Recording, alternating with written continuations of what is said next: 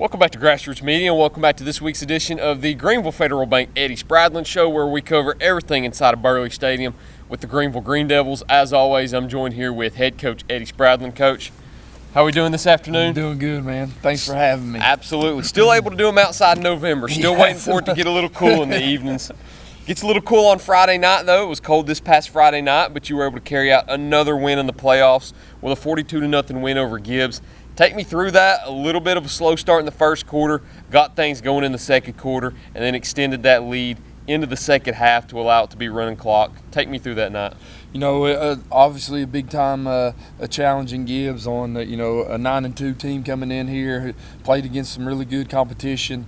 We were excited about that game. Like you said, we had a kind of a slow start on offense there. Made a couple changes to get some stuff going. Then, we got the ball rolling and, got it up there and got 42 points on the board, which was, good for our football team. And we were able to not to get a bunch of people, in the action late in the game. They were able to rest some guys, and it's exciting to be able to shut a good football team out. Not giving up any points. Felt like our defense played really well all night long. So excited about our how we played on Friday night. Looking forward to a big time matchup in round 3.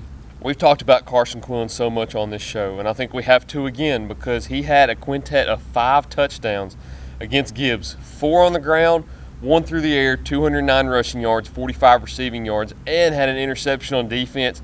He had quite possibly one of his better nights in a Greeneville uniform also, and he's doing it at the right time, picking up some steam into the thick of the playoff stretch now. Yeah, for sure. He's a big-time baller. When you want him to have the ball in his hands in big-time games, just like, in baseball in the state championship game. They put him out there on the mound, and you see the results you got from him in that game. But, anytime that he gets the ball in his hands, if it's at quarterback, running back, out there at receiver, good things are liable to happen. Excited for what he's done for us, especially in this postseason. Not to only mention him, but the whole baseball team. It was good to see their ring ceremony before the game, too. That was something big special. Time. Win a state championship, something special no matter what sport it is. And, those guys need to be recognized and had the opportunity to do that before the game. So it was good for those guys for sure. Let's talk about the defense a little bit also. You mentioned the score, 42-0. To hold a team scoreless in the second round of the playoffs is something that's very hard to do, especially against a team that's 9-2. With a transfer quarterback coming in that you don't know a lot about. And even more special, you were able to hold them to 153 yards and less than 1 yard per rush, and held him to 7 for 27 in passing. Talk about what was going right on defense and how you were able to scout them out and play them so well. You talked about that transfer quarterback. He made them a different football team. Just from watching them film from when the last couple games when he's in there, then you saw what he could do running and throwing the football. But we had a good plan, I felt like, and we were able to execute that plan. We were able to fly around on defense and make some big things happen. I think we ended up with 3 interceptions on the night, and anytime we can get those turnovers, get the ball back to our offense, give them another opportunity is big for this football team. But we guys flying around, making big plays, able to hold a team that's not been shut out all year, in 11 ball games, hold them to shutout was big for our defense. Let's talk about your offense a little bit more also. We mentioned Quillen's big night. 466 total yards, 378 of those being on the ground. And you look at 378 and you look at Carson's big night, he was able to get into the end zone every single time, but at the same time, he only had 209 of those rushing yards. You had 378 total. You had other great runs from Emmanuel Dixon. You had Bryson go in there and get a big run. You had Caden Ball go in there and get a few big runs also. Talk about what was working well with your running game and being able to pick apart their defense. First it starts up with our offensive line up front. Coach Bentley mentioned it, in our meeting on Sunday that, that's the best offensive line's played all year. Just coming together. We talked about earlier in the season, we're trying to find those pieces for that offensive line to step in there and see who's going to be the man at different positions. And that group's coming together, and it all comes back from how hard they work during the week during practice, and it's showing on Friday night. And it starts up front with them, and we were able to create some big runs for Carson in there. Then you put in Emmanuel and Bryson in there. Then you come in there, and Caden gets the opportunity to come in there and run the football, and does a really good job. I think he ended up having 75 plus yards of rushing. Makes it, opens a lot of things up when your running backs are running for that quarterback to be able to run the football. Corbin came back in there and had a big run at at quarterback as well. So, a lot of guys getting some big rushes, which was big for our offense. And you were able to use all 3 quarterbacks in the game. That's something special to do in the second round of the playoffs, because it's good to get those guys some experience. And when you throw 3 quarterbacks in a game like that, I don't know if a team can really game plan for that, because you could probably see film on Ricker and on Ball, but you really don't have enough film to scout them as a full player. So do you kind of do that to gain experience and to kind of throw them off balance too at the same time? I mostly, at the end of those big games, you get some other guys some work just to help us down the road, those guys, and to help build this football program in the future. We've got a great opportunity here to, in the past where a lot of kids get to play a lot of varsity time, where a lot of times those guys are just playing on JV, but, they're getting a lot of varsity time as freshmen. Some of them sophomores that are not starters get a lot of quality reps in that makes this football program better in the long term. Speaking of getting some of the young kids in there too, how great was it seeing Jude Dyer score that last touchdown? Yeah, and things we're doing in practice show up. We do a lot of ball security stuff. He got tripped up. He put his hand on the ground and kept his balance and got in the end zone. That stuff we do during practice and work on that, and seeing that relate to the game is awesome. But, freshmen get a big-time run like that. Like you mentioned before, Kane Ricker had a big run in there as well. So both those young guys getting in there, getting an opportunity to help this football team out. Both those guys have been able to help us on some special teams throughout the year, but, it's nice to see those guys get big runs in meaningful games. Going into a big week this week, one thing that I know you'll probably harp on a lot, and one thing I know that you talked about after the game too, was cleaning up the penalties. 150 penalty yards. You got a little chippy at times during that game. You're going into a heated rivalry with Anderson County this week. What do you kind of want to do to kind of clean that mess up a little bit? I wouldn't really say it's mess. It's, a lot of that stuff is just, us playing hard, and we get some of those penalties. They were giving our cadence and got our offensive line jump off a couple times. But, a lot of that stuff's just playing hard. And when somebody's going to lose, it's going to get a little chippy.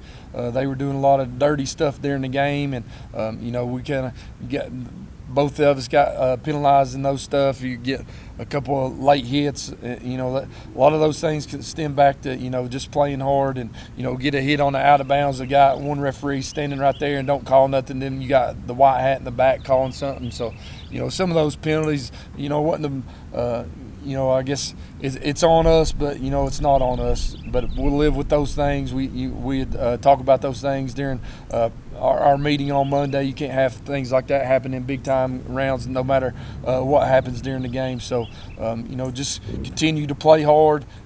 Make sure that we're not having dumb penalties against us for sure. Tensions are high and emotions are high in the playoffs, and it certainly will be this week. You've got Anderson County coming in.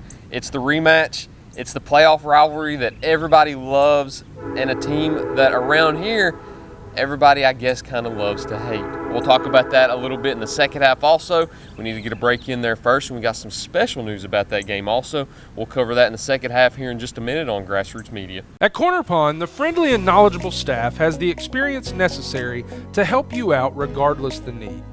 Have an item of value you'd like to pawn or sell? Corner Pond can help.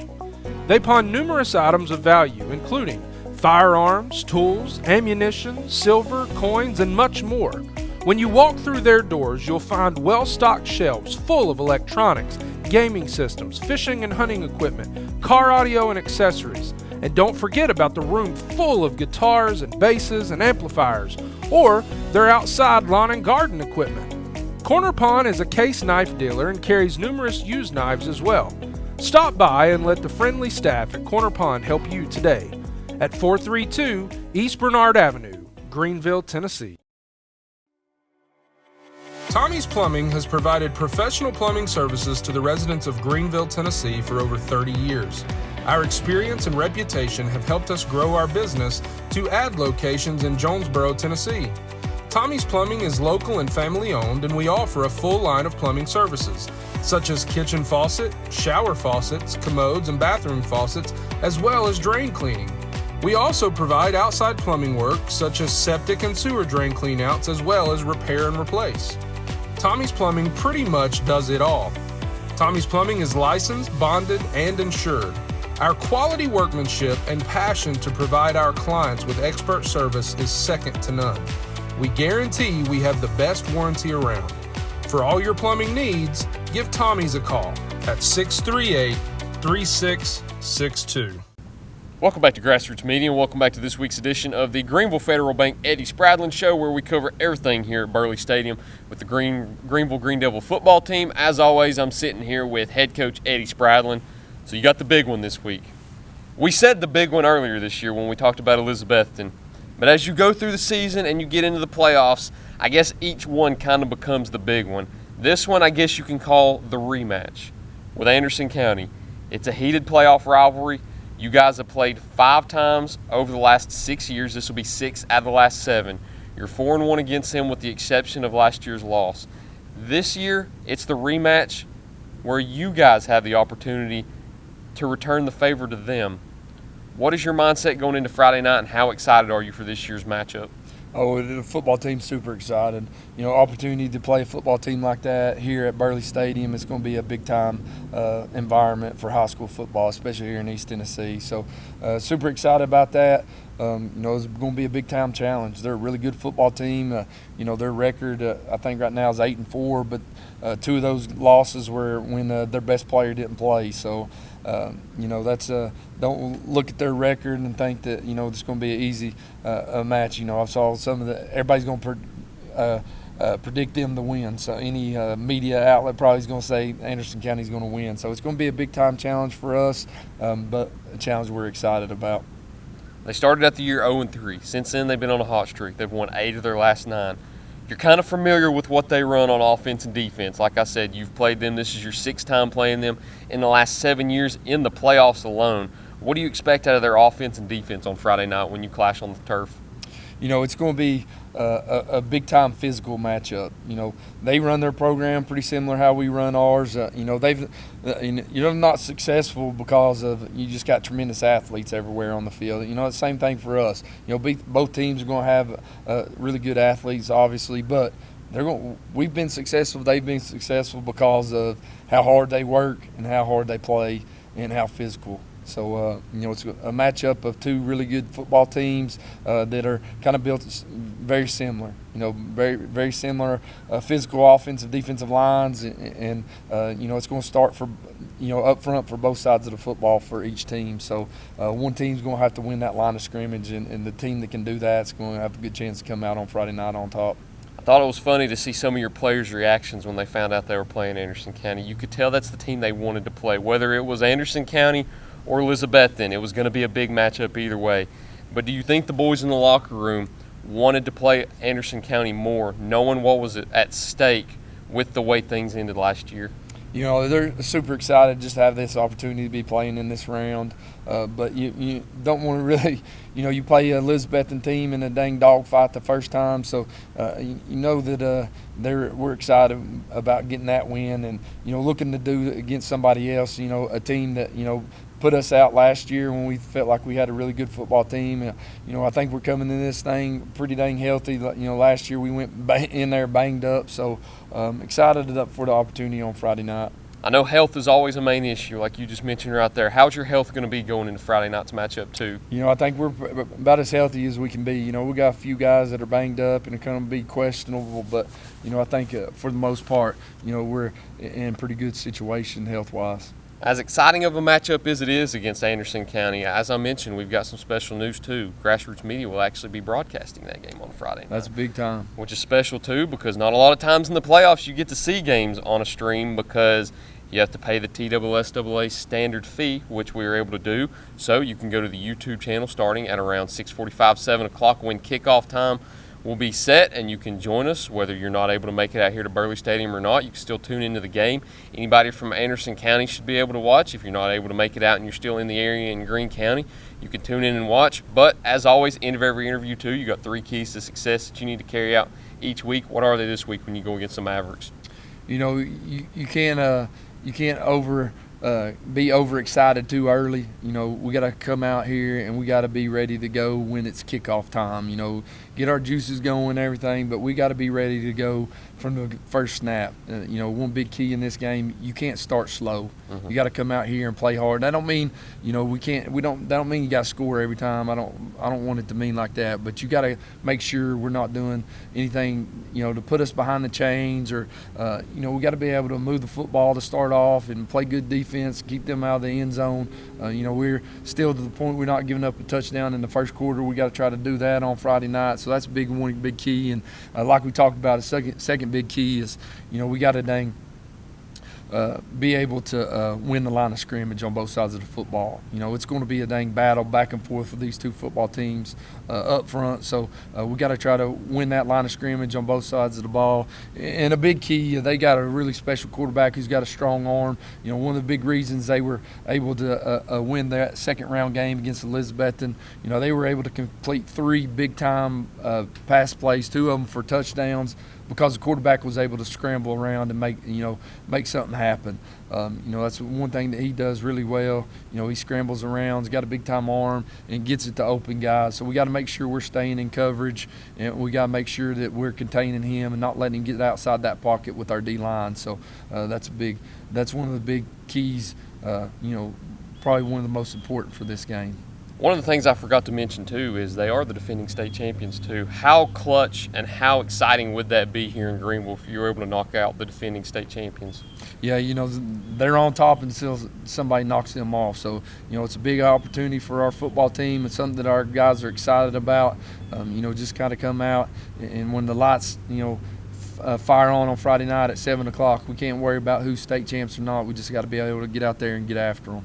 One of the best quotes of all time: to be the man, you got to beat the man. For sure. And you've got that opportunity on Friday night here at Burley Stadium, 7 o'clock kickoff time. It'll be Greeneville. It'll be Anderson County. It'll be the rematch, the 6th time in 7 years in the playoffs that both teams will match up. One of the better rivalries, I would say, in East Tennessee. I know you've got some rivalries where you play every single year, but this is the one that whenever they do match up with each other, it's always a special game. It's going to be a close game. Usually always is. Coach, as always, best of luck. Appreciate it. Go Devils, man. Go Devils, as always. Thank you all for watching this week's edition of the Greeneville Federal Bank Eddie Spradlen Show. We look forward to seeing you next week here on Grassroots Media.